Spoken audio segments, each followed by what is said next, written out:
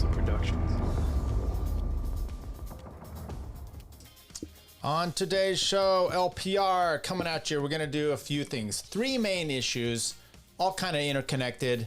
We're going to talk about the Heritage Foundation, the big blow up, the comments, but it all stems from Tucker Carlson and his interview with Nick Fuentes. We're going to play some clips from there, and we're going to talk about parts that people are just are not looking into.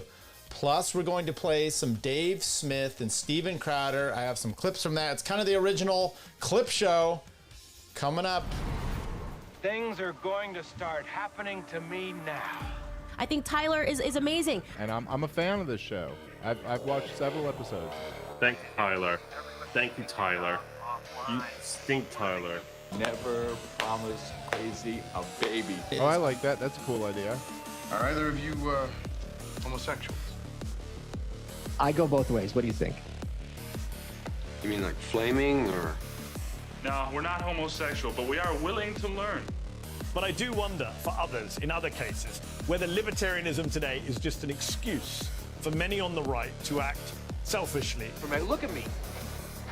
And then some fat asses in Washington started having opinions. The Olympic Committee started having opinions. You bitch, I know you. You started writing your opinions. And it just makes me wonder, you're dead, bitch. You know, why are you doing this to this poor guy? I don't care. I'm a libertarian. What I'm getting is... Did you vote for Joe Jorgensen or Trump? Who? Joe Jorgensen? That was the perfect answer. Thank you. We are live, everybody. Thank you. LPR, Tyler Yonke. What is it? It's Friday night.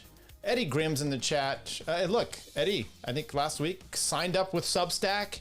And if you do that, I give you the notice. If it's going to be a time change, I try to do it there so you don't have to worry about YouTube and all that. We have Rumble up. We have YouTube up. We have Substack. If you're on your little phone, maybe that works better. I don't know. Look, here's the ease I do with Substack, which is I stream live to it, then I don't have to upload it later. It's pretty good situation. I'm having some extra cam problems. See, it's not even bringing it up. Now, what I'm going to do here today is there's only a few things you should be able to do. And in this world, we're going to inoculate ourselves from problems on YouTube. So this is I saw Valhalla do this. So this is my inoculation flag up in the background. Evening, boys, welcome. I just want you to also know what do we have coming up here is, maybe we do it this way. Michael Oxford, Cali-based, he's coming up here next Friday, the 7th.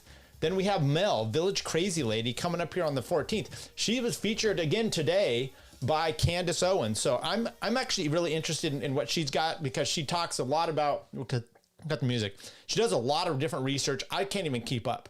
So I'm kind of interested in her methods that she's going about to do this. So anyway, well, I'm looking forward to that. Some interviews. But and I don't know if you can see this here. I got, oh no, not with this background. Let's cut the background real quick here. Maybe do a solo here. I got a new chair. Let's, can you see the chair? It's a nice, brown office chair.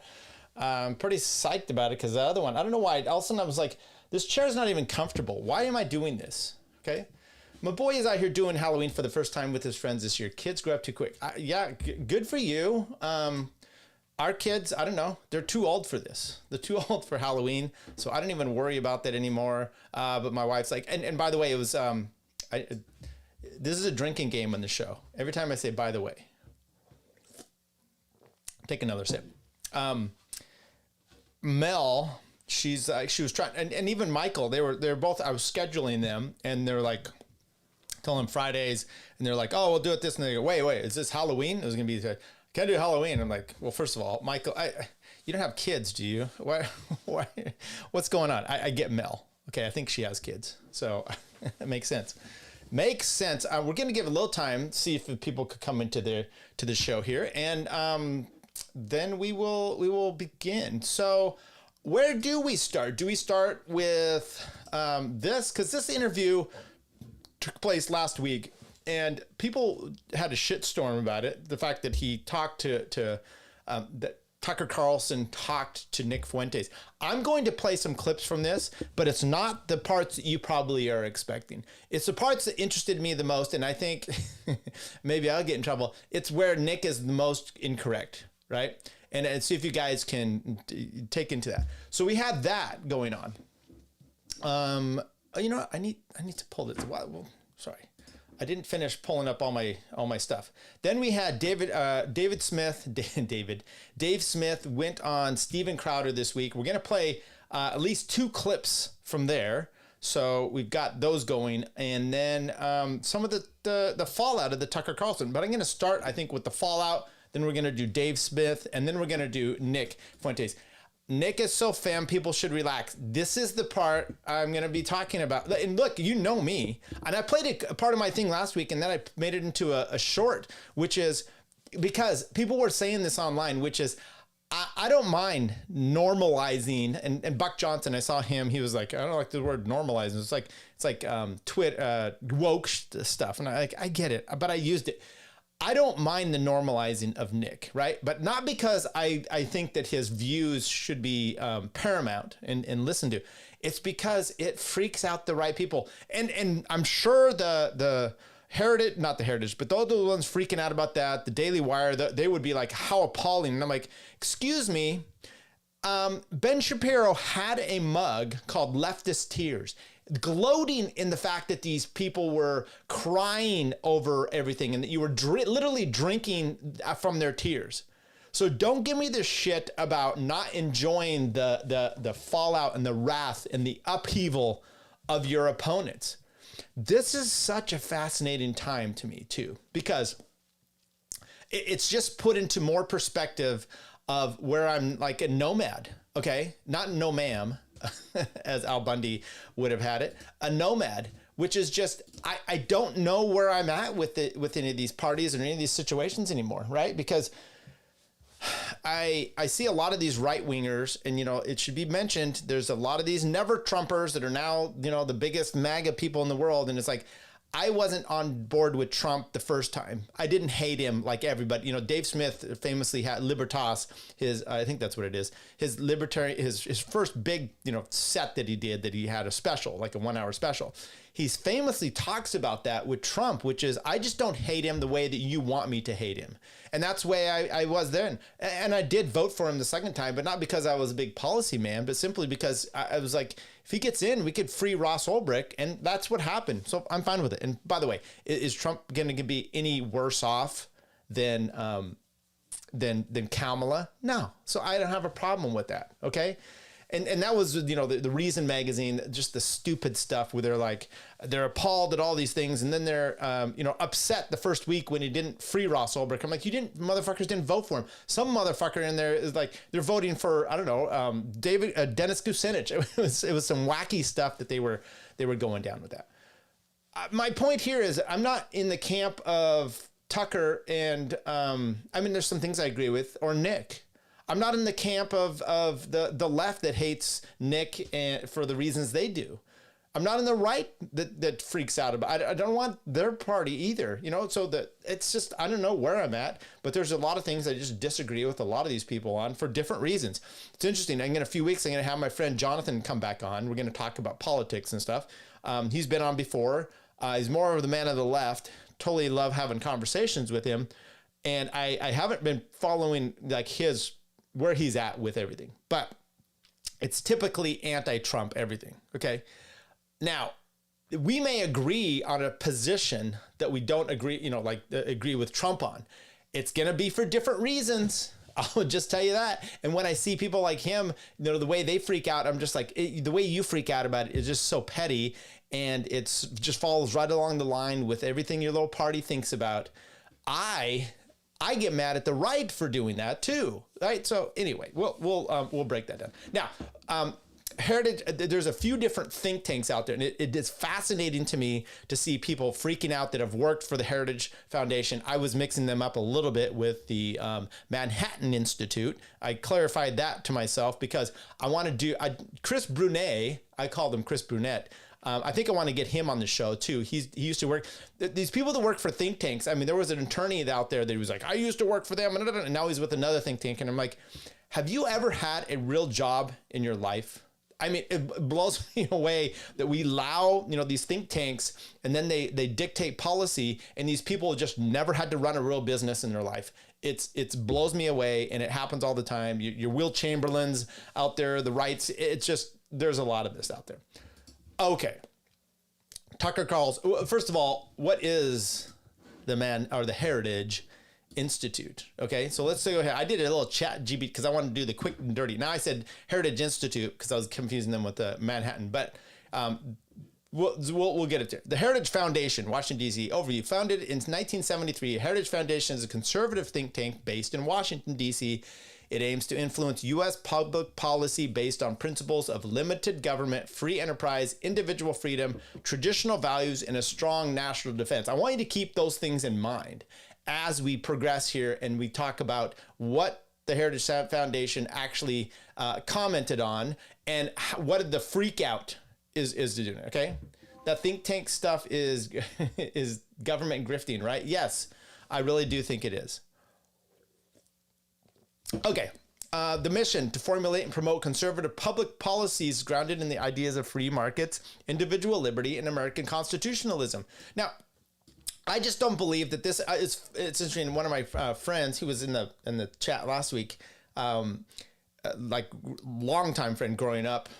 He actually was one got me onto the first one back in the 90s, reading The Law by Frederick Bastiat, and then that started taking me down the libertarian route. We were kind of having an offline discussion about everything's offline with Twitter. I mean, texting this week, and then I got him with Rothbard. I was telling him to read some of the stuff here. And he's like, do you just see any way forward of slowing the growth of this monster? And it's like, no. And now you look at, the bashing. JD Vance comes out there and bashes Thomas Massey. He's not with us. And I'm like, that's because you guys aren't this. I mean, this think tank is supposedly to be small government, and no one's like that anymore. Okay. So I don't even know if these think tanks have anything other than a way to tax-free money, like a tax write-off maybe. I don't know what the purpose of these things are anymore.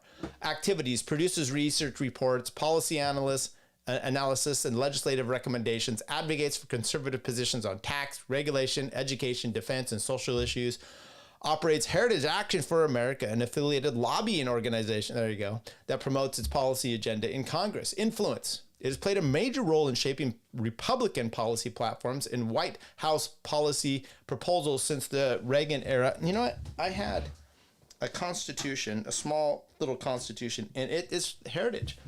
Wonder where it's at. It might be in my office, but hang on.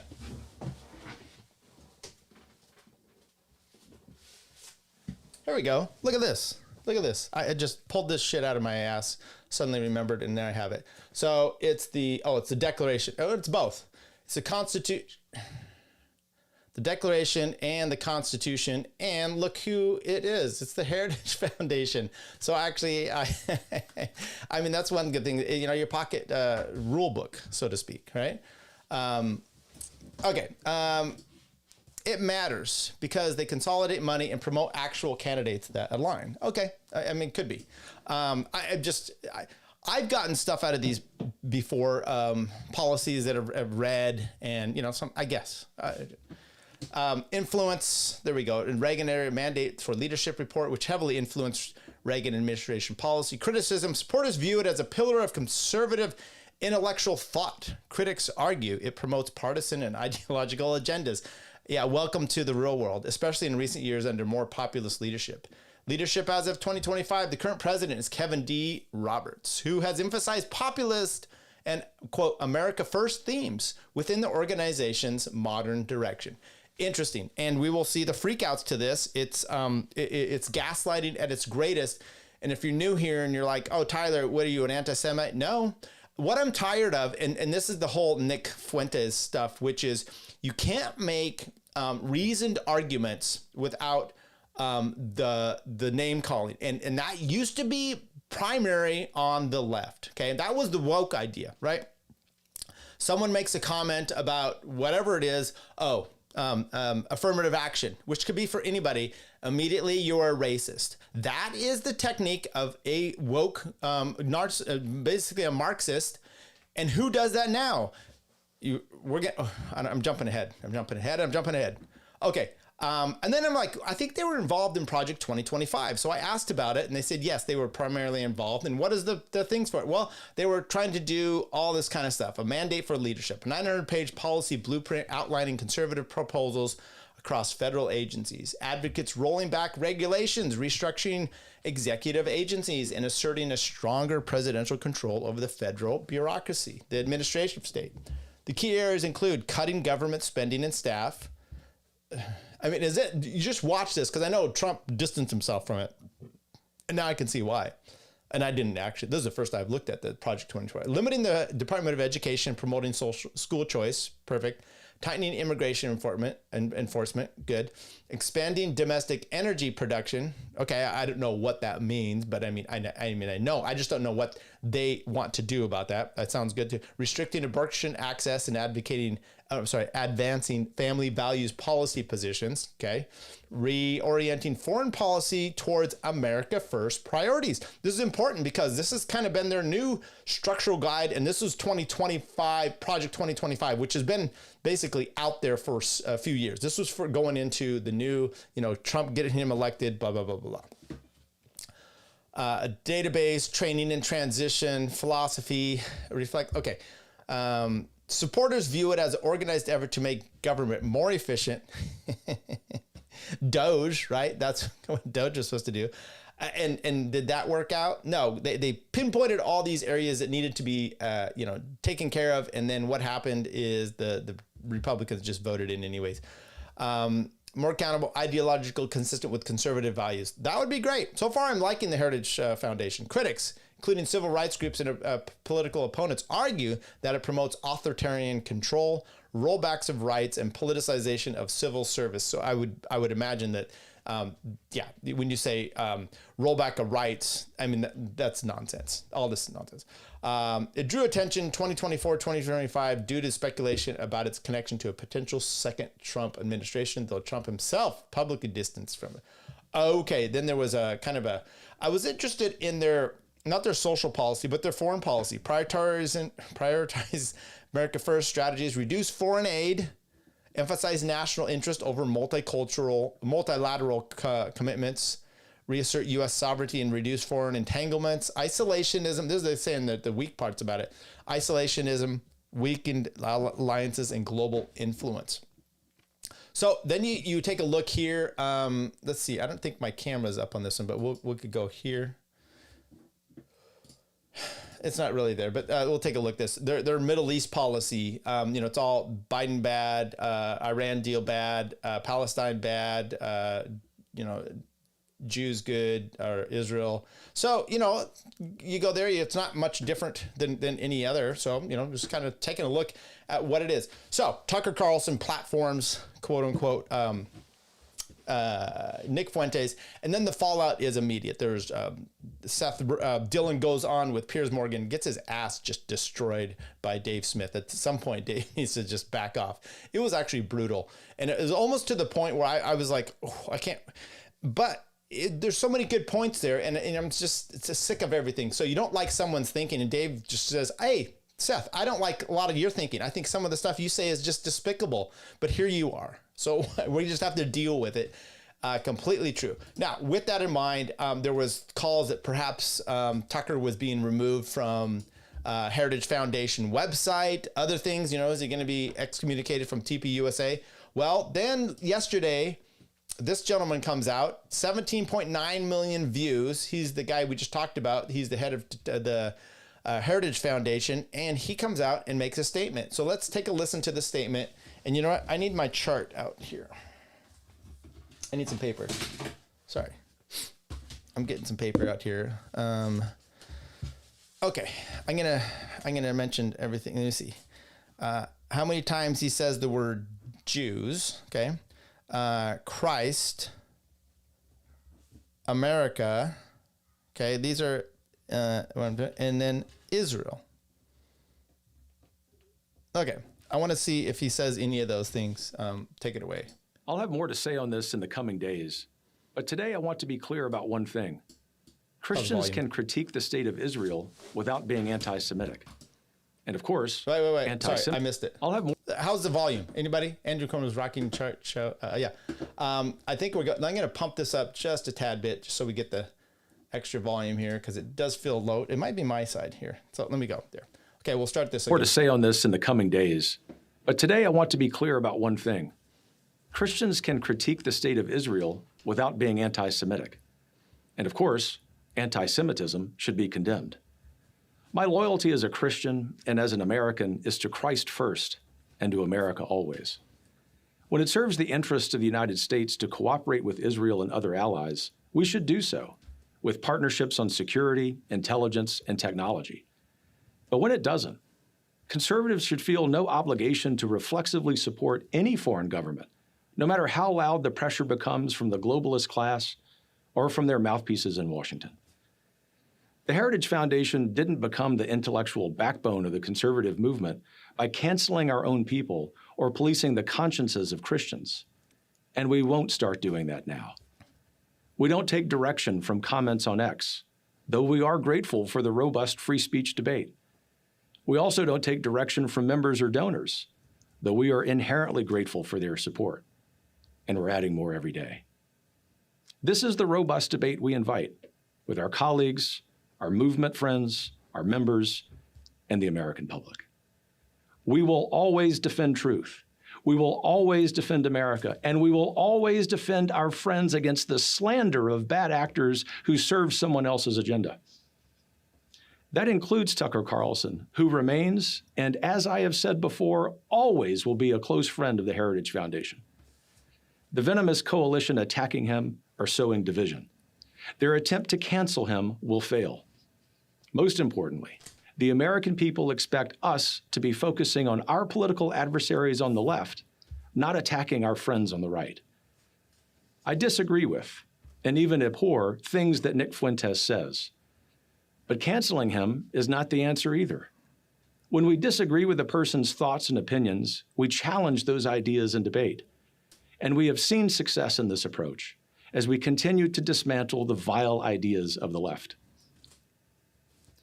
As my friend Vice President Vance said last night, what I am not okay with is any country coming before the interest of American citizens, and it is important for all of us, assuming we are American citizens, to put the interest of our own country first.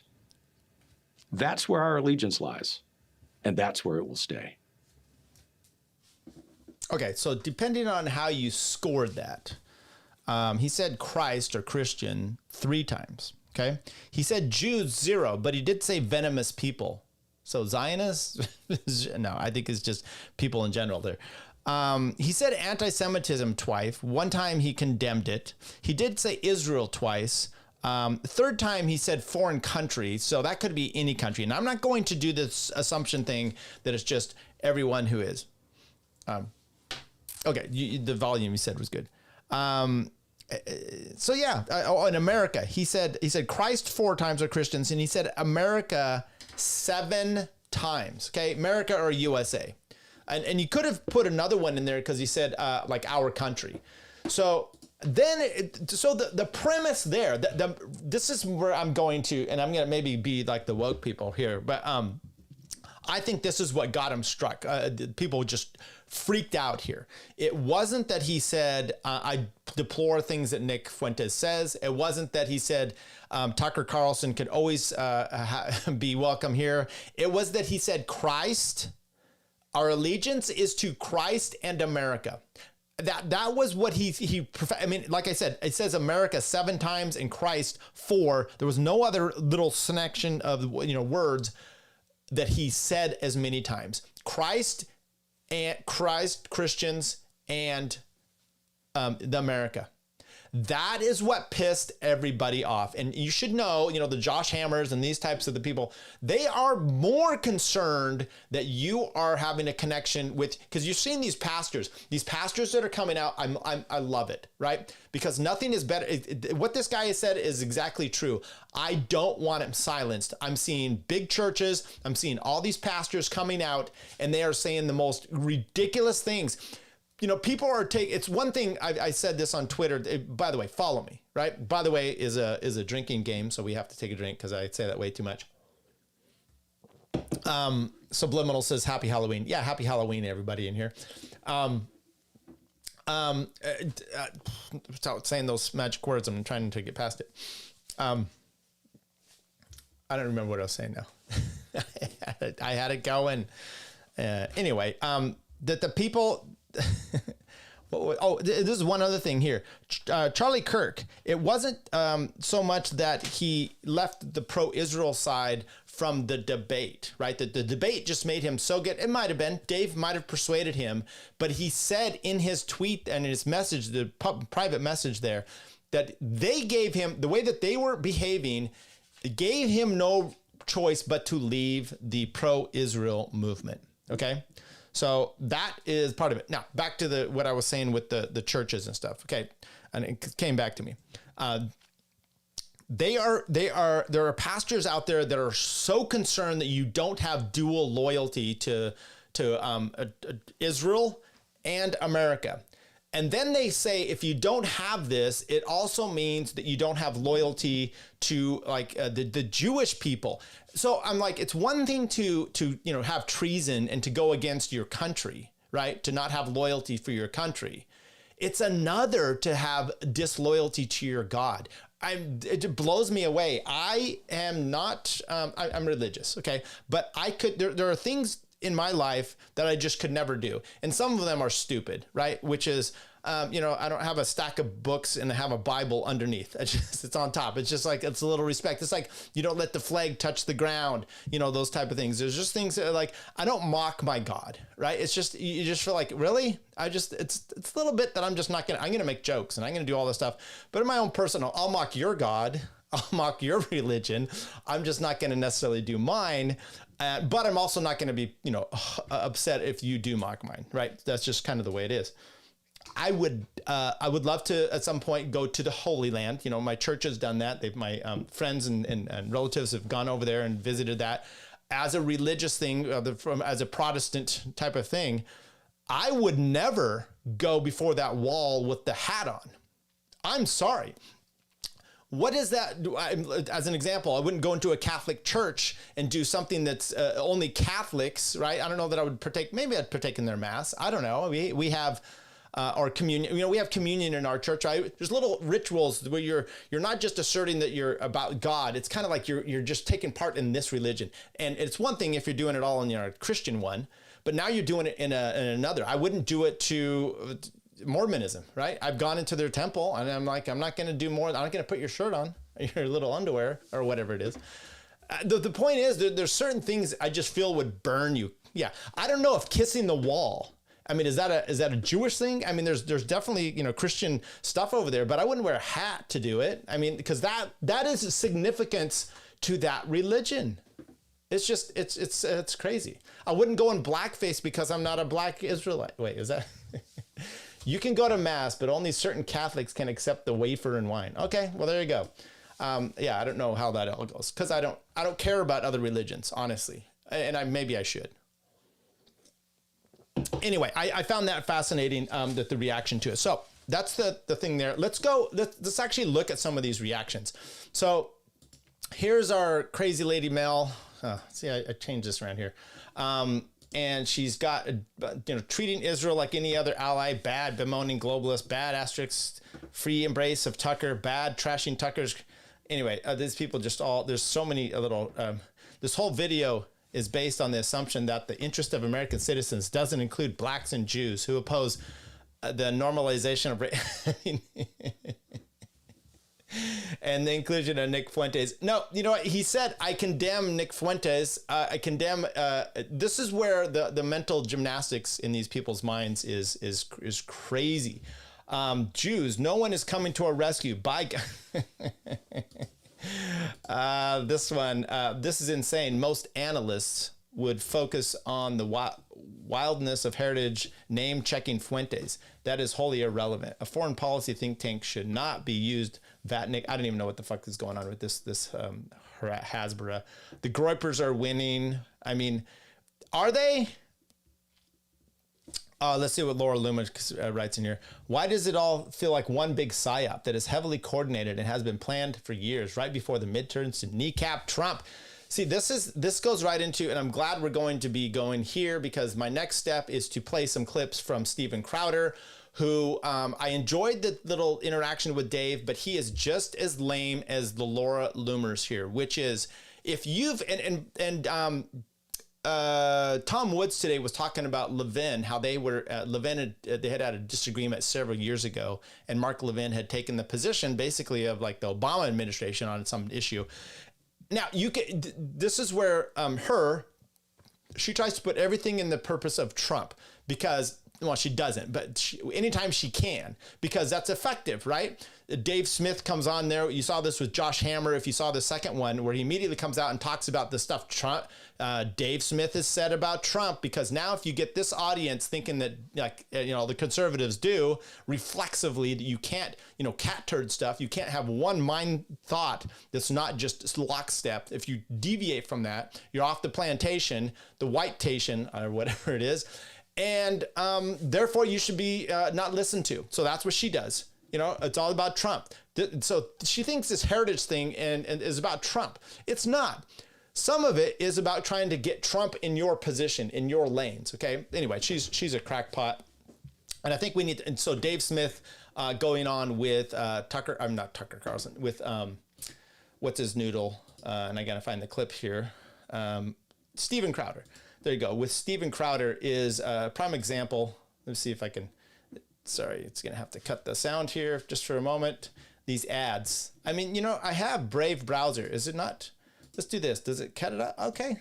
Okay, there we go. Now I got it. So my Brave browser, for some reason, wasn't connecting that. Okay, so here we go. I didn't do... Okay, there we go. Okay, so this part is... what do I... Oh, I'm sorry. Now you're seeing my notes here. Trump has ended more wars. This was an interesting little tidbit, that they got into here. Let me know if you can hear this okay. And I think that Iran enriching uranium and not honoring their own agreements makes them responsible. What agreement were they not honoring? Well, just take the JCPOA, and I was going to think JCPenney in my head. Take it, add time and money, right? They've never played ball. You can say that they have, but they haven't, and that's why everybody was concerned. Well, but what agreement? Is it not aggressive to enrich uranium and no, to I'm just move to that point? And I want to. I almost got myself. I want to mention that they were going to argue this Palestine and Gaza and like gloating. Why are you not happy that this ceasefire has happened? He brings Dave on, and they don't talk about that at all, because the ceasefire is not really happening. So it's back. You're still killing a bunch of people. So instead, Steven Crowder wants to debate Dave, calling for Trump to be impeached. And he asked, you still stand by that. Now, personally, Dave also makes the point. He's like, it's not going to happen. Well, yeah, but the Democrats want it to happen. Dave's like, okay. So personally, I wouldn't go as far as Dave. This maybe say I'm not going to impeach him or put him, under the ground type of. It's literally what he said. But I would have said it's more hyperbolic, or I'm trying to effectuate change here, right? Anyway, so that was the debate, and it was stupid. It was the dumbest debate that Crowder could have had with him, but it's the only one that, once again, that their little audience, because all the chat is going nonstop. Dave's a retard. Could be, but it was sometimes hard to hear Steven Crowder, because his mouth was so full of like Trump cock. It was rough at times. So while I'm doing this, let me add this in here, because I think this is what we need to do to people. It helps inoculate us. There you go. That's the background. Inoculates us from the bad people. Okay. I'm just asking what agreement they were not honoring. Every deal that Iran has ever made. No, they were members of the Non-Proliferation Treaty in good standing, and in fact, the JCPOA allowed for them to, if America left, to up enrichment. They were only bound in the deal if America was still part of it to not raise their enrichment. And so that's what they did when we got out of it. I think, honestly, the JCPOA had a lot of flaws, mostly the sunset provisions. And I think it would have been totally reasonable and good for Donald Trump to get in there and even say, we're tearing this up and or making a new deal, or we're fixing these sunset provisions. But the truth is that all you guys who are find it so aggressive that Iran was enriching up to 60%, they weren't until we pulled out of the JCPOA. That's a fact. Yeah, they've been consistently enriching. But I do think, look, I don't want to go around in circles on this, is you agree with Barack Obama's approach to Iran. I agree with Donald Trump's. Maybe that explains why you would want to impeach Trump. Yeah, I just find that to be like, yes, okay, I know. But that was his approach. Who'd you support in 2016, Steve, in the primary? Who were you for? Rubio? Actually, in the primary, to egg on my face, I was pro Carly Fiorina just because I loved watching her sandbag debates. No, I just love how everyone. And Donald Trump, hold on a second, Donald Trump was a Democrat, and then I supported him in the general election. I've supported him since. Right. But I'm saying you right now are supporting, correct me if I'm wrong, Barack Obama's approach to Iran, which Donald Trump opposed in his campaign. And you oppose Donald Trump. So that's, I mean, it is kind of a binary choice, right? Donald Trump campaigned on that. I mean, it's really not. And yes, I think Barack Obama's foreign policy was horrible over maybe the only thing he. And I'm glad Dave's. By the way, I'll say by the way as much as I want. I just can't handle this background. It's this. Take that out. This is a good response. And it's a stupid thing to try to pinpoint because there's one tiny little thing. The Iran deal. Oh, okay. So since you want the Iran deal, you probably want kids, transed. You probably are for higher taxes. You probably all the liberal shit that you can think of. It is ridiculous, especially when that one particular issue can be, it's not a left or right, and there's the binary thinking there of Steven Crowder, and then to try to put it on like, well, it is a binary. He did good was getting the JCPOA done. So yes, in this very specific example, I do think that Obama did a better job with Iran than Donald Trump did. Okay. That is not true for the countries that like Iraq, Afghanistan, Libya, Syria, Somalia, Yemen. Obama was horrible. But I do think the deal was better off than not. I think that it's kind of a cheap thing on a conservative show to go, well, you're with Obama rather than Trump. I didn't say that. The most critical thing. I am the most critical. You didn't say that? You're with Obama rather than Trump? Should we go back and listen to him? Okay, well, that's fine. Obama, probably Eddie commentator. I didn't say that. Sure. Okay. Yeah, I don't. You might be critical. You kind of framed it that way. Okay. Barack Obama's approach, JCPOA, working well with Donald Trump, said the Iran nuclear deal is a disaster, one of the worst ever, and I would pull out, and he did. By the way, Iran didn't enrich past 20% until Biden, right? So, yeah, Barack Obama's approach, Donald Trump specifically criticizing it, campaigning on doing the opposite. And I didn't say you support Obama. I said it seems like in dealing with Iran, you would agree with Obama's approach and disagree with Donald Trump's. Is that a mischaracterization? But he then said, which makes an understanding of why you would want him impeached. When you throw the impeachment thing out there, it doesn't equate anymore. You're doing the thing that we hell hate, which is, Stephen, have you ever had an idea that is against, that a Democrat would be okay with? Oh, it is? Oh, well, then you're getting divorced. That's not Chad. Therefore, you're no longer a conservative. Well, like that part might be true.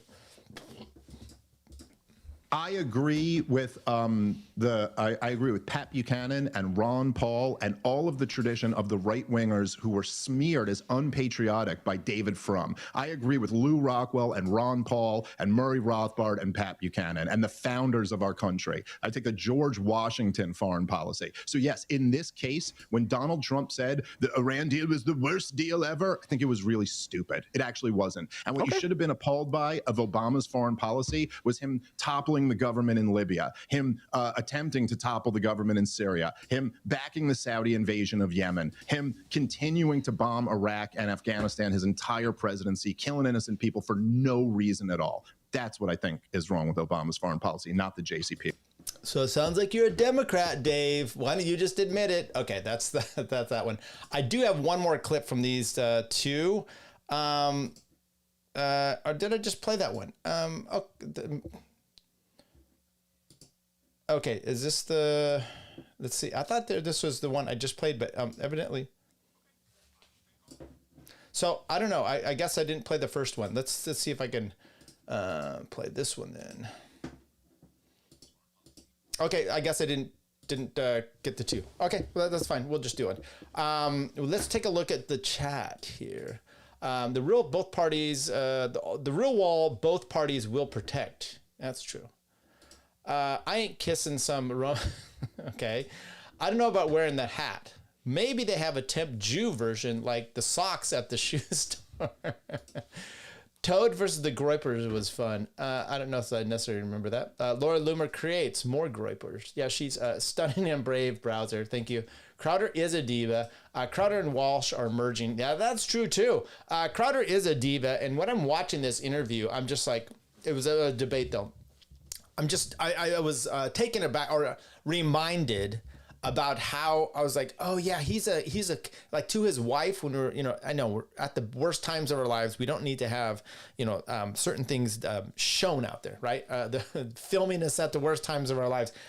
But he really, when you read through his divorce document stuff, he really was a piece of shit to his wife. Now, I've seen his wife out there with stuff she says, and I'm not super impressed with her either. So maybe they deserved each other. But I noticed that. I'm just like, oh, he's that kind of piece of shit. He's that kind of piece of shit when it comes to doing a debate. And it just was, I try to show that to you there because I think that is expressly, it's a gotcha that works with small minds. And so Crowder can rule small minds because who's out there to actually, be concerned about this?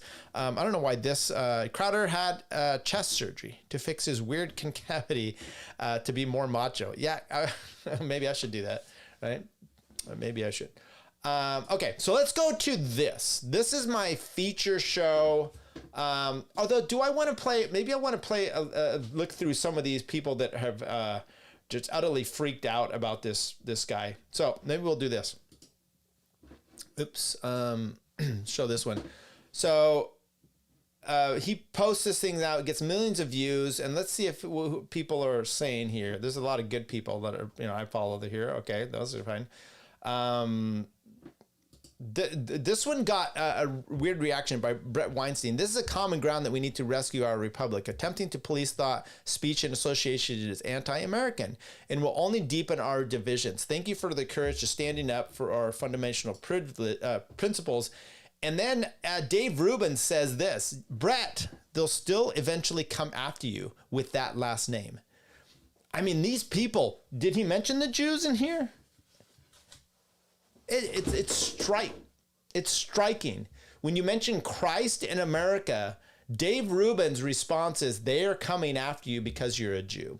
Now, Brett Weinstein actually pushed back and basically says, go fuck yourself. But, there's a lot of reactions here that are just insanity as far as this goes. Now, I did want to play another clip that I have that is, man, there's so many bad clips I have going on here. This one is fascinating. This is Stephen Miller's wife. Okay. And she was on this, and I don't like necessarily how this person cropped this one, but she has this argument here. Now, Cenk is on here. I don't know who else is, but Jillian Michaels.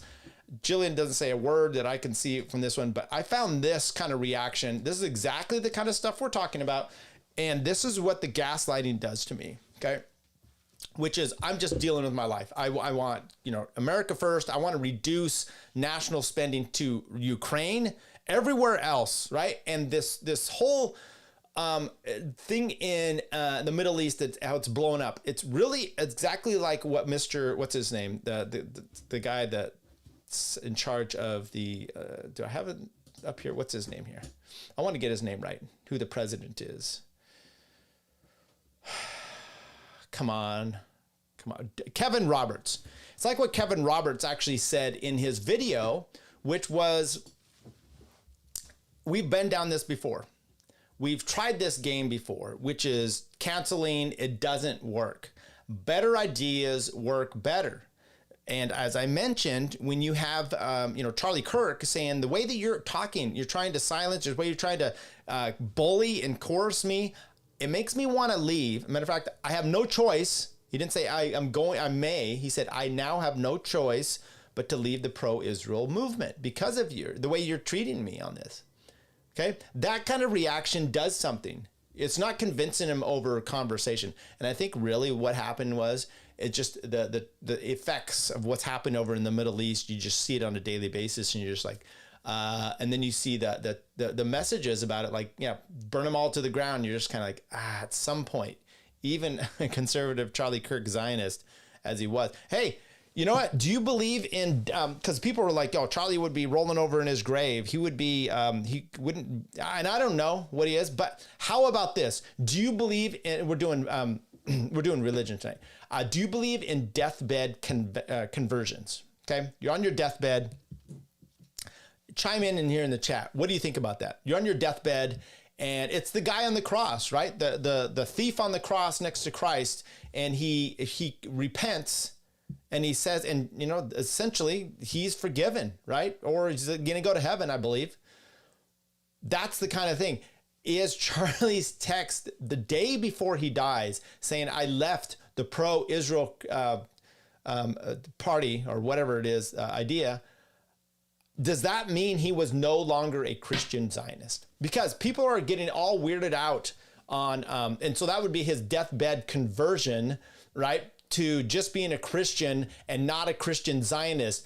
Tucker, in his interview with, this is where he got a lot of pushback too. People are like, oh, you know, Tucker says he hates you. He hates Charlie Kirk. That's exactly what Seth Dillon was saying with Piers Morgan on with Dave Smith. And my answer would be, how about the fact that he converted the day before to not being a Zionist anymore? He said he left the pro-Israel cause. Is that something? I do believe in it because of the thief. There you go. So I converted you.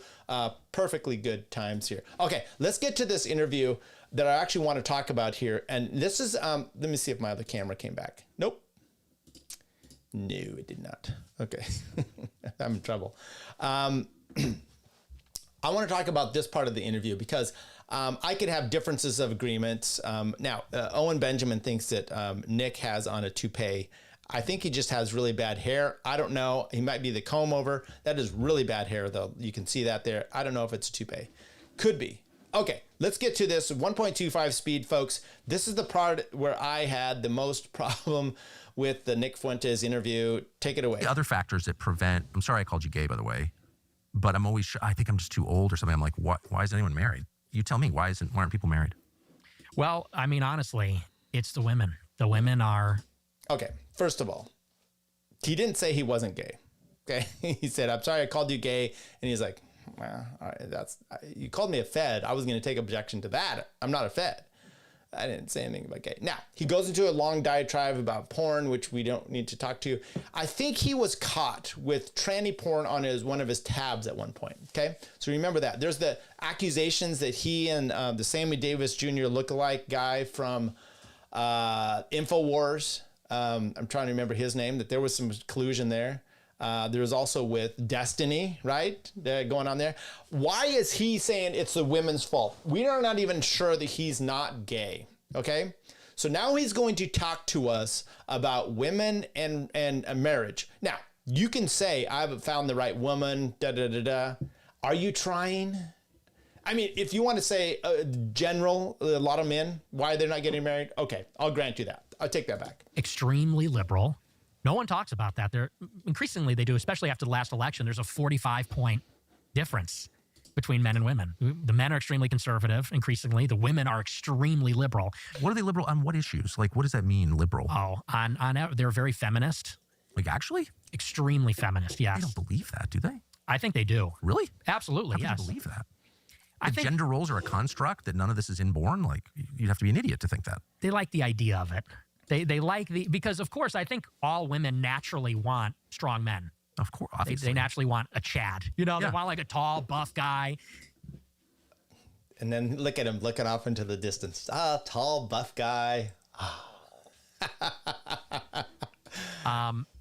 But I think they like the idea of.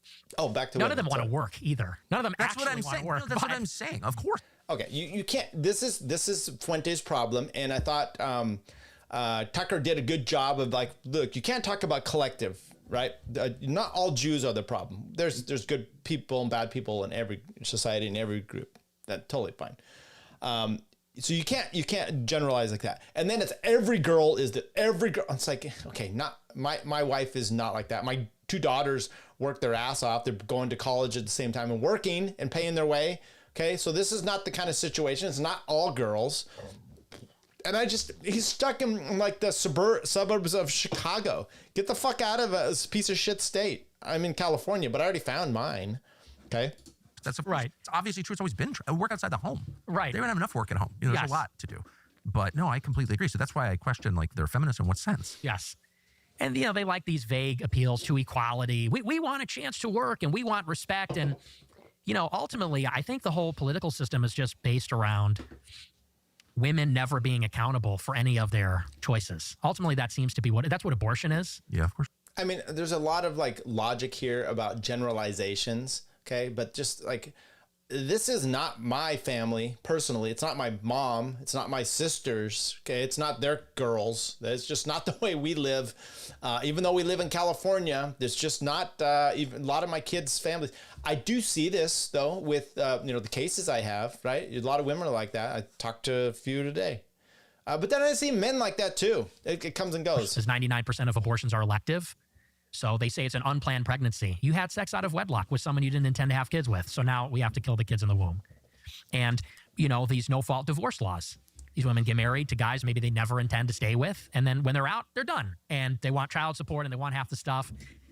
And I think a lot of men are looking at women and they're very liberal. They're overweight. They have a... Okay, let's back up a bit because I'm just going to... This is the stuff. The talking about women, talking about marriage. You have not been married and or dated a woman that we know of. So that is tough. And you can't just go out there and say, you know what, bike racing. It's like, what the problem with bike racing is? It's all this and this is like, well, have you raced? Well, no, I have never done that. I've seen other people do it. I get that. We talk about sports. Actually, this was part of the problem that they were saying with Dave Smith, that he had never been to there, right? But it's a little bit different just talking about, like, I've watched the Real Housewives of Beverly Hills, but I'm not actually going and putting myself in the dating pool, okay? It's a little bit different aspect, okay? And he hasn't, that I know of, done any of that. At least, look, I'm an expert. I'm a 2-time expert. I've been married twice. Not only am I good, I know more. I know 2 times as much as most people, right? Or failed. Actually, my marriage now is fantastic. It's a very high ever. Estimation of themselves. I think that people call it hoflation. Hoflation? Yes, they're. Jordan, I admit that in public all the time. I'm very proud of my racing career. Their sense of their own looks and sexual value is very inflated. And so a lot of people are looking at these like frumpy, obnoxious, loudmouth, liberal women who are also very promiscuous and saying this is not actually appealing at all. And I don't want to start a family with a person. Here, and this is where I start to get where Owen Benjamin, he doesn't like someone like Nick Fuentes. Okay, he's made that quite clear. Who else does he not like? There's some other stuff. Because Owen is out there living the life in the field, right? He's got the family. He's got he's making his own shit. He's doing everything that, libertarian types should be wanting. I'll just tell you, we're very much on the road to that ourselves. We've got our garden, we've got our chickens, we've got our dogs, our cat, just one cat. A bit of land, and we really do try to be self-sufficient. But not only that, but to be close to like making decisions and being empowered, right? We're not living in, and he talked about his stuff on here and I don't know him great, but just listen to the conversation. Nick talked about, he goes to, it was a Boston College or university, somewhere out back there. It was this. And then he lives in Chicago. It's like, dude, you don't even probably mow your own grass. I've seen your house. There's grass in the front, but it's all cement and shit. You got a wallway. I don't know what's going on. I don't know if you know how to even fix a light bulb. There are things that you can do as a person that just change your life. And sometimes it's just doing woodwork. And I don't mean with Alexander Ali. Okay, Ollie Alexander. That's the wrong kind of woodwork he should be doing. Yes. Yeah, it is. But if you believe in the patriarchy, as I fervently do, because it's just reality, We didn't choose the system. We were born into a system that is part of nature, can't get out of it. So if you believe that that's true, which it is, then you think that men should lead. And if it's going to be better, men should make it better because that's their job. Right. So you don't want to give them a pass, do you? It'd be like, it's all the girls suck. So I don't even blame it on the women because I think that it's the incentives. Okay. How come they're not getting married? And it's the women. It's the women. And now I don't even blame the women. Structures. Women are allowed to do this by the legal system, by intellectual social giant. norms. Technology is a big part of it. The attention that is available to women. Women go on Instagram and they get attention from thousands of men. So it's the incentives. But I would say that, because I hear this all the time, people say, well, the men need to step up and be better and lead the women. Easier said than done. I go on. Because true. they're at war with the system. And not even just the system, but also society. Because let's say... It is interesting, though. I've gone through different phases where, I don't want to get too involved in my first marriage, but you just get kind of pummeled, right? And you're going to work every day, and next thing you know, she's just like taking over, and just like you lose some of your sense. So it's a different relationship, and I had to kind of grow out of that, right? I had to figure out like, no, I'm the man. I make decisions here, and it's interesting that what sometimes early on in our marriage, I would fall out of that, and you just kind of like go along. Those are the times, at least with my wife, when we had more trouble, which was when she's like starts to make decisions and I'm not doing it. And at some point she's just like, arguments about it. And then I'm just like, okay, there are exceptions. A prime example. I hated this with dating, which is you've got to like figure out the restaurant and do all these things. Fine. But women are tough. So you got to figure out a way that it's because I'll tell my wife, I'm like, where would you like to go? And she's like, I don't care, you pick. And I'm like, easy. Okay, so we're going to Taco Bell, or we're going to Chipotle, we're going to the Mexican restaurant down here. We're going to Visconti's, that are Italian. I don't want to go there. Well, then you fucking tell me because I can eat anywhere. So I understand sometimes I know where she likes to go. And that's really what it is. They want you to think about what it is and to make those decisions. So there is a hierarchy. It is emasculating to not be in charge and to do some things, but it is a give and take. I mean, anyway, he's going to get into some more of this. One of these so-called good girls who's Christian and traditional, but through osmosis, wherever you go, she's going to be in society. She's going to be on TikTok. Okay, and I got pushback from this, but it's go fuck yourself, Nick Fuentes, and everybody out there that uses osmosis. Osmosis is the movement of water typically through a membrane, okay?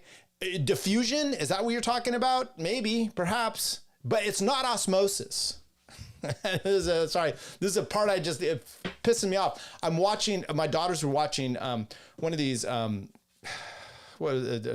hospital shows, where they're supposed to be brilliant doctors, and they were doing, I'm going to learn by osmosis. I'm like, what the fuck are you talking about? You're a doctor, and now you're talking about learning from osmosis? You don't even know what the fuck you're talking about.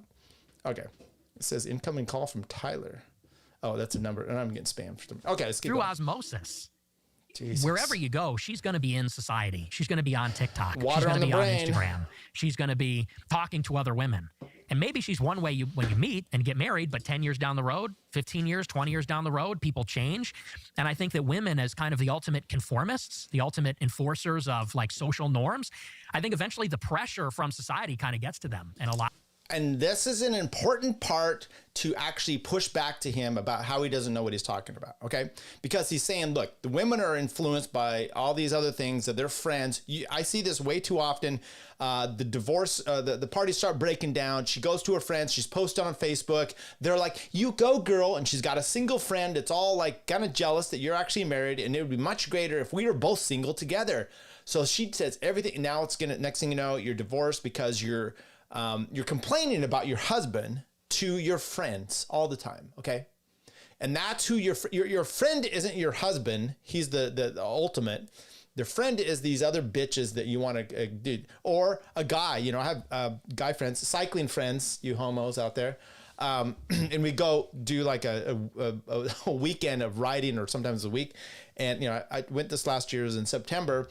and we're all married, we have kids, and these guys all just say the nicest things about their wives. And I love it because nothing is worse than being around some people that they bitch and complain. You're trying to hit on the waitress all the time. These are guys where we come away and we have good feelings of everybody, and it's not, anyway, it's a good atmosphere, right? You don't bad talk your wife, even though these are your buddies. But you know why? Because who bitches about their best friend? Okay, now he's going to have a problem with that, and let's get to it. A lot of them will go in. Depends what kind of husbands they have. I mean, if there's real leadership at home, I don't know a single happily married woman who's liberal. Not one. I know a lot of married women. I mean, I'm 56. All the women I know are married. And every happily married woman is non-liberal. I can't even imagine. There's no category for happily married, middle-aged liberal woman. There hasn't never been one. Right. So, like, maybe the job is to, make a girl happy and, like, all this nonsense ends. I'm sorry, but we're going to have to answer this question here. When she was pushing you around and making decisions, were you low T from too much writing? No, as a matter of fact, no. There were periods there where I was pro, and then we got married when I was a pro, when I was writing a ton. And, it's interesting. I talked to my coach about this when I got remarried. I'm like, about those kind of, because the old school thing is like, you don't have sex the day of a race and all these kind of things. And he's like, no, the science is out. That's not an issue. Matter of fact, you do lose some T when you deplete it from so much writing and stuff, but it comes back quick. And so and by the way, I always had friends that were, knocking out kids. My sexual drive was not a problem. So I appreciate your concern. What's interesting is when I was dating and racing a bunch, like in college, I remember my college girlfriend, her mom gave me an article about like erectile dysfunction or some problems. Your area can get numb, okay? Your taint. Yeah, but these articles were about this, and she's like some sort of concern, and I'm like, if you only knew. But the problem there is, I believed too much because I actually read the article. It was a lot of research of like weekend warriors. Okay. When you're riding all the time, it's just, you don't have those problems. You have a saddle that fits properly. You know how to sit on your bike. You don't go through these problems. And if you do, you need to figure it out quick. Okay. So anyway, let's go back to a regularly scheduled program. Nick Fuentes talking. Yeah, I don't know. I think that could be a bottomless pit too, because the one critique I have of the men is, and you're right about this, they enable this behavior. Well, that's for sure. This epidemic of simps who, and especially with Christians, I've noticed this. This is why Andrew Tate has so much appeal, and the Christians are kind of losing this conversation. Andrew Tate's a Muslim polygamist who is very chauvinistic, and you could even argue it as someone who has ran an OnlyFans site himself, like is not an observer, let's say, of Christian sexual morality. No. But men are going with him because he's putting women in their place. He's talking about patriarchy and women's place in a society like that. Whereas Christian men, Catholics, Protestants alike, are both kind of tone policing the men. And they worship their wives. They worship the women, put them on a pedestal. And they kind of get bossed around. They get henpecked by the women. I think we're required to love our wives. Like By the way, I got pushed around and I did not put her on a pedestal. When I do put my wife on a pedestal, which I do, sorry, Nick, my wife is amazing and she deserves to be, the mother of for our kids. She's an amazing person. This amazing stuff she does around her house, constantly going out of her way to just be amazing. And she deserves to be on a pedestal, right? She loves to feel appreciated. My wife has made one bad thing in the 13, 14 years or so that we've been married, one bad thing of food. We were going through this different diet stuff. This is when I was like super thin and healthy. And so she's trying to come up with other ways because I was really cutting weight, okay? And trying to come up with other ways to kind of reduce some carb shit and to help me. So she thought she would make, instead of potatoes, it was like cauliflower that was a replacement. It was horrible. It was really bad. Now, by the way, I said it again. Let's take a drink. Sorry, I got a new band Photoshop. I did Firestone XPA Extra Pale Ale, and now I'm on to number 2, Union Jack Firestone. I get the box of this stuff. There you go. So she made the other night some sort of cauliflower and gnocchi stuff, and it was fantastic. My point is, she's Italian. an amazing cook. That's what she does. She cooks our dog's food raw. Okay, it's raw. Our 2 little dogs have never had kibble. They just, well, actually, that's not true. They had a little bit when they were first little young, because you got to kind of do that. But it's like she makes it from scratch. Okay, it's crazy what she does for these dogs. And so the food for me is fantastic. Yet she's always asking, "How was it? Did you like it?" And I'm like, I would probably tell you if it wasn't good, because it is always good. Okay, it's just the way it is. She likes to be appreciated. Women want to feel not only appreciated. If you're telling me that you've got an amazing woman and she doesn't feel that she's on a pedestal, I think that's a problem. I think that could be a problem. Now, she's got to understand her place and what that pedestal means, right? It means that I think of her, she's my spiritual person. She's my best friend. She's the mother of these children, and she's also their spiritual guider, tour guide, so to speak, right? We work together on this. We have weekly meetings on our finances. This is important stuff that you have, and you've got to respect her as not only a person, a friend, but like a business partner, right? Now, it doesn't mean that you have her up there and that you can't also be an equal platform pedestal person in her mind. This is what I think you have to do. You have to love and respect them. And there's different types of hierarchies that you have. And if he thinks that if you're going to put your wife up on some sort of pedestal and then not be, reciprocated, yeah, that is a problem. I get it. Anyway, let's keep going here. All over the New Testament. Husbands love your wives, wives respect your husbands. That seems like a very natural balance to me. Yeah, and I think that you have to love your wife as your wife. Yeah. A lot of men... As opposed to what? Your mom? Well, no, like your buddy. No. Because I hear this all the time, and I hate this. Guys will say, I married my best friend. And I think, she's your wife. She's not your best friend. Because there's a difference. What is the difference? I think that when you talk about your best friend, you're a peer. You're an equal. And I think your best friendships are with other men. And I think that your wife... And this is the problem I'm talking about here. Okay. So I get there's probably nuances, right? And you have to figure this stuff out. Life is not easy being married. Okay. It's complicated. That's why, marriages end in divorce. But I enjoy the weekend I go and race and hang out with my friends. I can spend, and I look back at my first marriage, nice lady, great mom, whatever. I didn't just want to hang out with her. I always wanted to do stuff with other people. I always wanted to, my wife, I'm sorry, her and I hang out constantly and I'm good.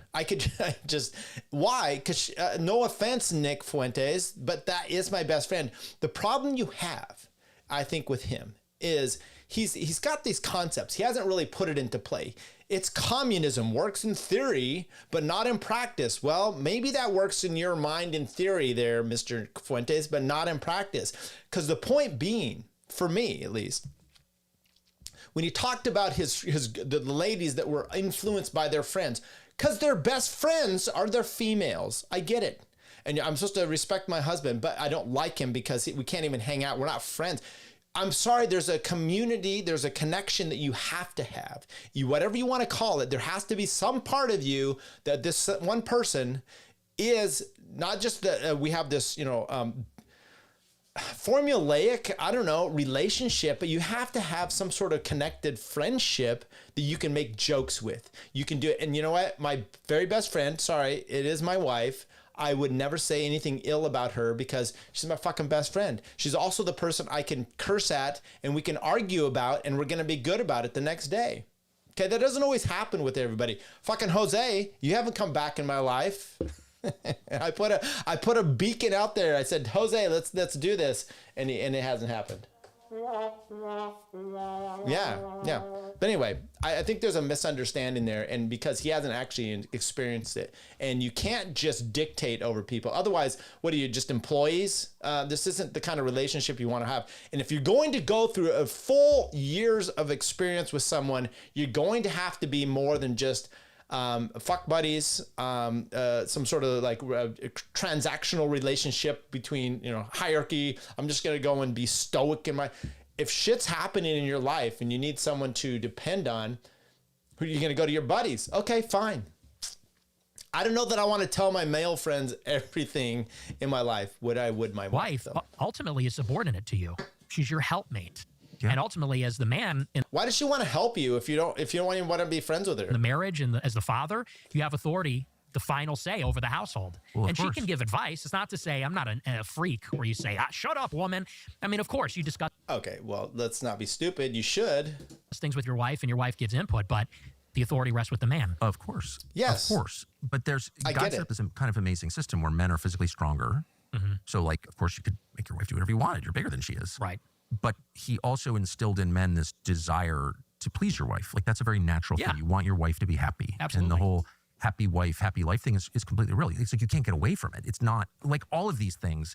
It's not a choice. It's the biological reality that you live with, that you were born with. By the way, my wife has by the way again. It's going to be the death of me.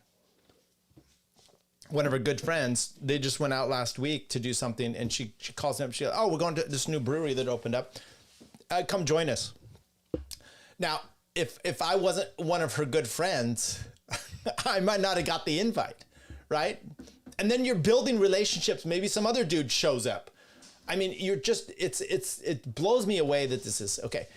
Dating sucks, man. Yeah, it does. I think I don't know. I could talk about that for years. My uncle is going through a divorce like that. Sorry, a weekend of writing. Yeah, I've done so much writing over my life. I think a lack of relationship experience is evident when he talks this way about women. You think so? My buddies are the Ghostbusters. Okay. Not women are what? A real meeting of the mind. Okay. I don't know what's going on there. It's like you want your wife to be happy. If she's unhappy, you're unhappy to a much greater extent than vice versa, right? Yeah. I think men care about their wives being happy much more than wives care about their husbands being happy. Yes. I have noticed. And that's compensation for their lack of physical power. That's my view of it. And that's why it is this kind of perfect balance, but somebody needs to be the final decision maker. I completely agree. And when you give up that, when you abrogate that, there's no respect, there's unhappiness, and there's infidelity. Right. Well, that's the ingredient that's missing.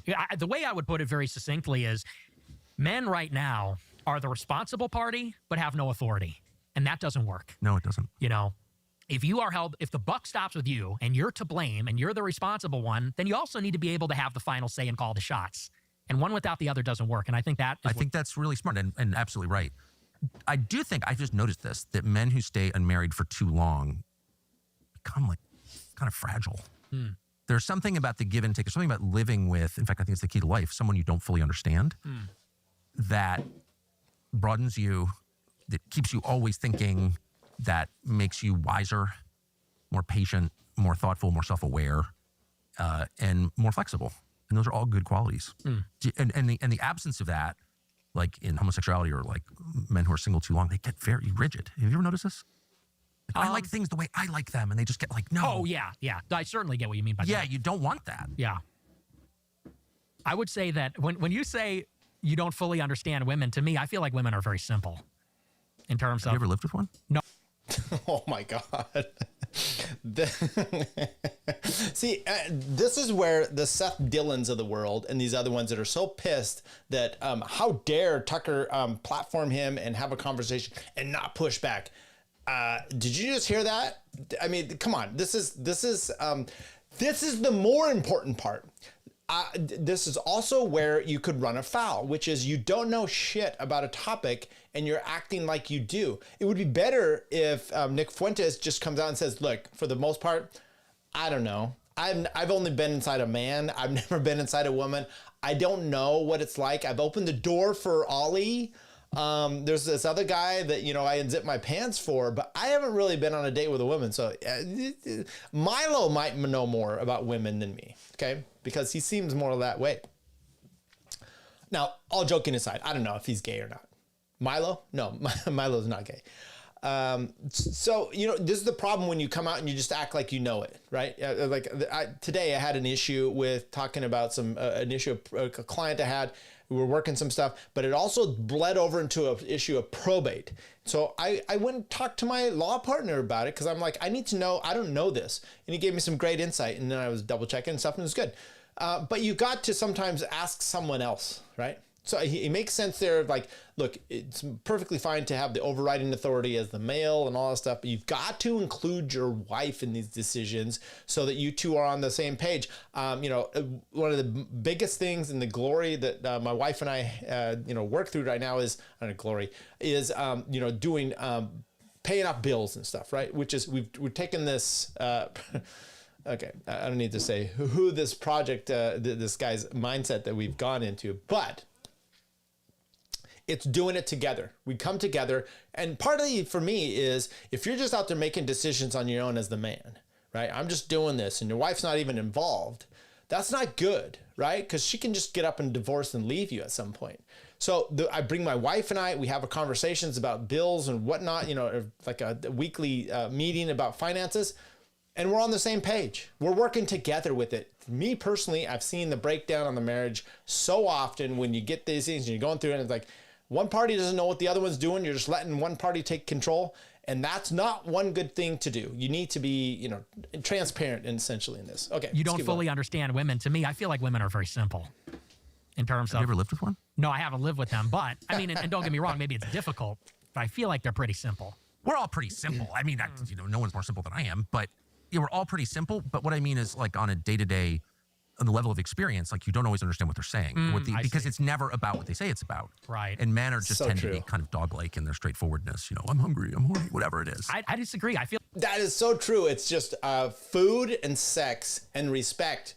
I mean, he didn't mention that, but that is actually it. If you're doing stuff and your wife respects you and she tells you, you've been doing X, Y, and Z real great, man, you're going to keep doing that. And that's just all it is, instead of like dragging you down if you have that positive thing. I think this is a great comment here, but JC, my hot take is that the husband and wife should actually want to spend time with each other. We shouldn't assume that it's a chore. Boomers thought that way, and look at them. Exactly. I mean, my parents, they love hanging out. They're still together. They were married in, what year, 60s? I mean, that's been a long time. So 1960s. 1970? No, it was 1960s because my sister was born in like 68 or so. So yeah, of course. And they were, they were married when they got together. So, and when they had kids. So anyway, yes, that's a great point. Lincoln says, you're absolutely right. I know from watching my parents' relationship that the longer they've done things together, the one of one mind they've become. Yes. I am simple, retarded. Yes. I feel like men are complicated. Here, folks. I feel like women are like, I'm hungry, I'm horny. I feel like men are very complicated. Really? How? Because how are women, I'm hungry, I'm horny? I don't know what woman he's, young kids are hungry, they're not horny. And then I don't know, the horny ones are the problem. What is he's watching trannies maybe? I don't know. This is ridiculous. Men are masters of the universe. Women are the universe. This is what Spengler says about them. And so I think that men have like a deep connection to things like math. Men can be complicated in their own mind, but when it comes to communicating and living in a life in a household, it's not a complicated issue. This is he's turning everything on its head. This is against human nature. This is a revolt against human nature. Do I have this book here? It's a Rothbard. Something revolt against human nature. Anyway, egalitarianism is a revolt against human nature. Want to conquer the world, and things like this. And women, I feel like, are actually very primal and instinctual. Yes, they want security. Yes, chthonic. They're of the 100%. Never embarrassed by bodily functions. Men are so squeamish. Yes, women are not at all. They give birth. No, that is absolutely true. But I mean, in the way that women present their concerns, there's almost always something that's not being fully expressed. Like, I got mad at you last night because I was pissed about something last year. That's not a male thing to do. Yes. You can't remember what happened last year. Right. And so, but anyway, but whatever the point. But it's not in Nick's world. Thank you, Tucker, for pointing this out.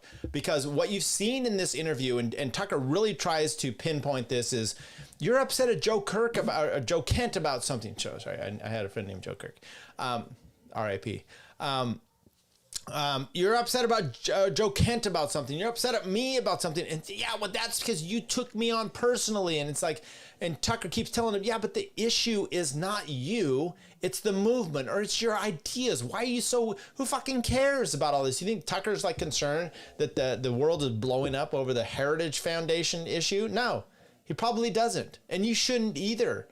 But it goes back to my whole conversation and breakdown with him on Candace Owens and Aftermath. His aftermath was, first of all, you're in front of a woman and she worked you over and you just took it like a pussy, okay? Then you are not in front of her anymore and you're a big bad man. Everything you're talking about, you couldn't do in your own personal life. And one thing that you just talked about here, we'll go back. This is it. That's not a male thing to do. You can't remember what happened last year. Right. He's mad about everything that happened 5 years ago. He needs to get over this. Okay. I mean, Nick Fuentes, Dave says he's brilliant. He's got I agree. There's a lot about that. You can enjoy some of those things and you can not have to go along with everything. And you can also not be a woman and be such a pussy about everything. Right. And so, but whatever the point, men and women talk past each other constantly. Mm-hmm. They don't always know what the other one is saying. And that frustration actually gives way to like great beauty over time, I would say. I don't know. I personally find women very frustrating when they are not expressing. No and shit. That is, they all are. By the way, can you hear my dog? She's all, what do you want? This is a 3-legged dog. She wants out because I think dinner's happening. So we're almost done here. Addie, we're almost done here. Just hang on. We're almost done here. of it. I see, the way I look at it is like when you look at your favorite TV shows, right? Sopranos, Breaking Bad, it's like the wife is the villain because it's like the main character, if the wife could just get out of the way, would be running the show. And that's kind of how I feel like Ayn Rand, I agree with her about this. She said that the wife's role is like hero worship. The guy is the hero. The guy is supposed to be the entrepreneur, the conqueror, whatever. And the woman is really supposed to support the man's goals and be in his world. And that's the felt last thing successful men need is more power worship, more hero worship, more, you're so great. When you get that at work, you don't want that at home. You become an unbearable asshole. And then you fall prey to what destroys every successful man, which is hubris. Like you mistake yourself for God. You need someone who's not interested in what you do at all, only interested in you. And that's how you become balanced and wise. That's how you know your own limits. Because the ass kissing is what kills you. It's not, I mean, you had someone come to murder you at home. It doesn't seem to have affected you that much. And if I were married, dude, she would never let me hear the end of it. Well, that's probably true, but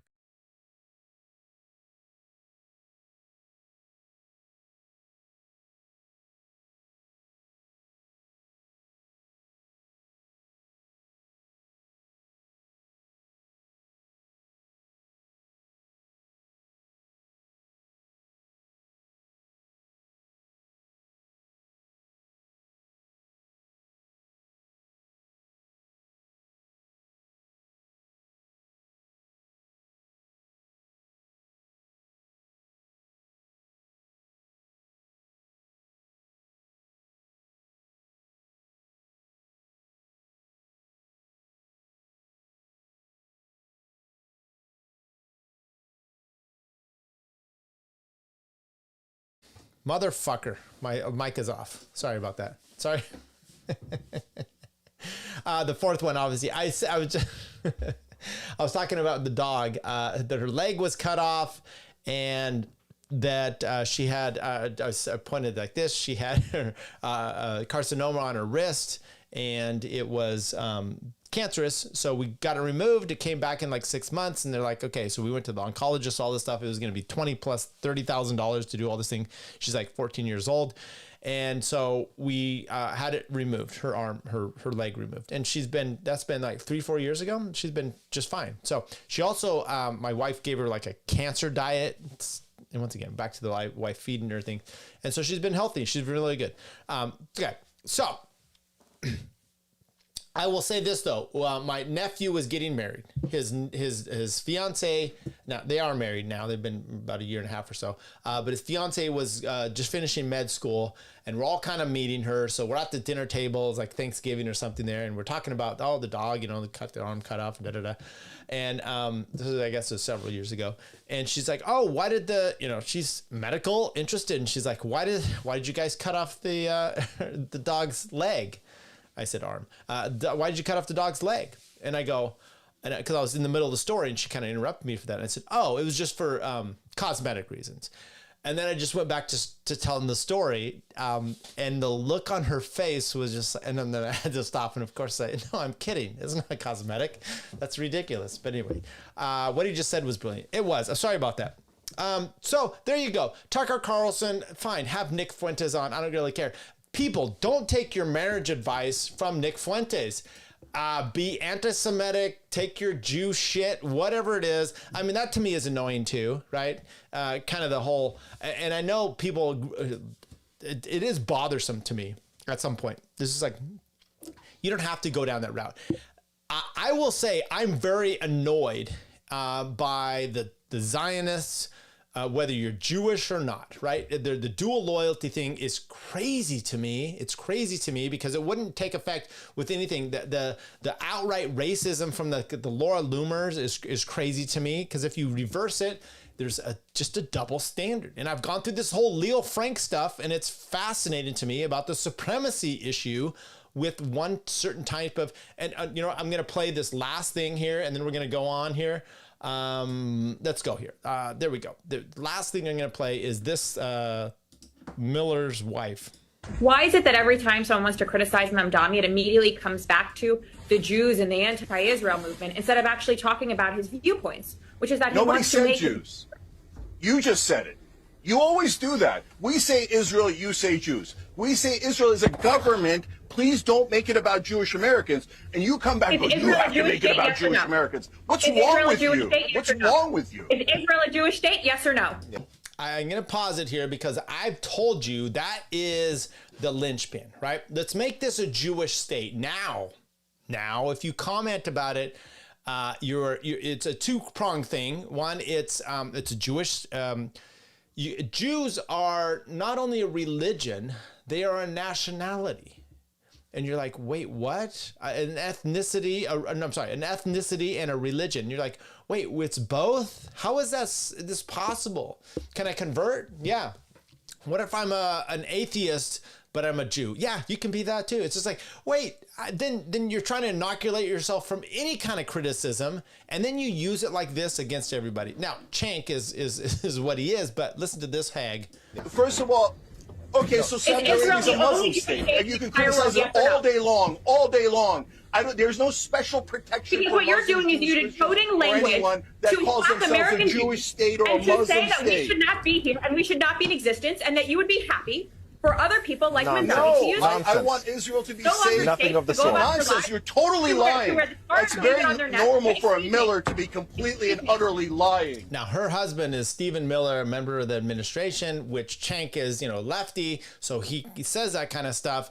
And now listen to this. Quite frankly, I'm really sick and tired of this racist, bigoted rhetoric that comes from people like you against my husband, against my family, and my children. I am raising Jewish children in this country. Who brought your in which children you into this? What a weirdo.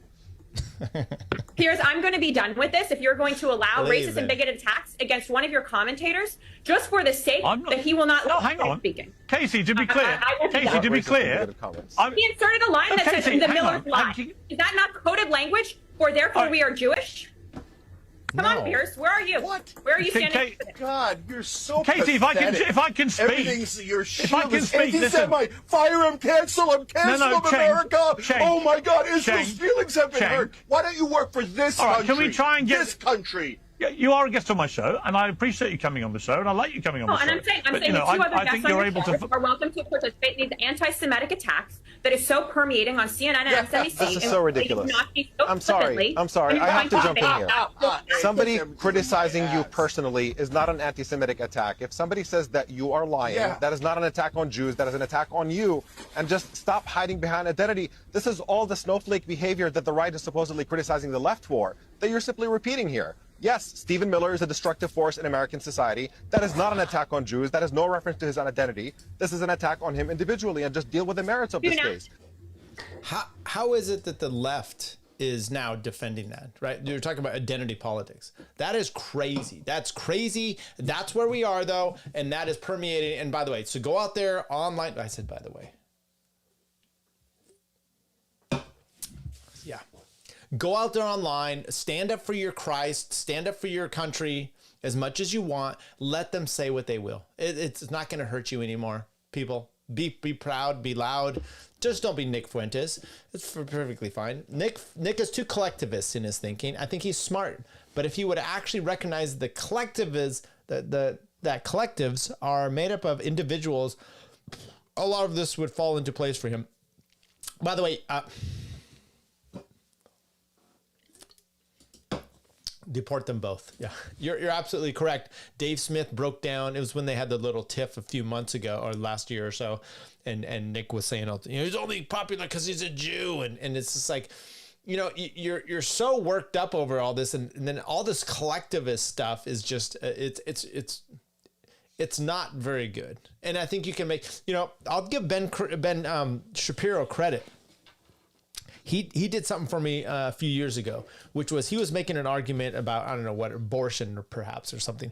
And he says he doesn't try to make any of his policy commentary arguments from the Bible, from the perspective of the Bible. Now, if you actually listen to him and he talks about this country here, we've been, it's part of he tries to equate that Israel should somehow be, Holy Land or something like that. So he doesn't do such a good job there. However, I think that's a great way, right? Make your arguments based on the merits and maybe your ideas rather than some of this other stuff. It mucks it up. It doesn't help you. You don't make, you don't win friends and influence people that way. All right, that's all we have for today. Thank you for coming on a Friday. It was a little bit more clippy. It was a little bit more Jewy. We got it, people. Israel, whatnot. We talked about the dog. We talked about marriage. I hope you guys go out there and find your perfect person. Good luck dating out there. I'll tell you what, I was on the dating apps for quite some time. My wife got on there, sent one message to me. I didn't respond, sent it to someone else. He did respond. And then I finally responded, and then we got married. So it can happen. It can happen to you. I pray to God it happens to you. Good night, Lincoln. Good to see you again. New York Halloween parade stream is pretty fun. Enjoy that, everybody, and happy Halloween. Love you all. Until next time, look for us. Like, subscribe, get on Substack, everything. That's where I send the shit out there. Out. Okay, I'm leaving now, by the way. But she's back. And now. Tyler, if you had any clout about you, if you had any knowledge of the real world of what happens, we walk into Timcast's studio, immediately there's 4 Jewish lawyers. King of the Druids! That's all we needed. A Jewish princess. Yeah, so I mean, I don't expect the normies like Tyler to understand these kind of things. He's just a podunk lawyer somewhere in rural California. He's an idiot, really. Takes a tough man to make a tender forecast, Nick. I guess that's me. Keep fucking that chicken. This guy's, I wouldn't say he's full of shit, but I'd say he's stupid. Whatever, if you're in the comments, if you're in the chat now, I wouldn't pay attention to anything he says anyway. But more or less, eat shit and die. Don't ever come to Top Left. He will end you. Do you see what he just did to Tyler? Just fucking challenge this Tyler's done. Top is a maniac. He can't even reply right now because he's crippled. He's got nothing to say. What are you talking about? I didn't say that. Why don't you argue with something I said, you dumb bastard?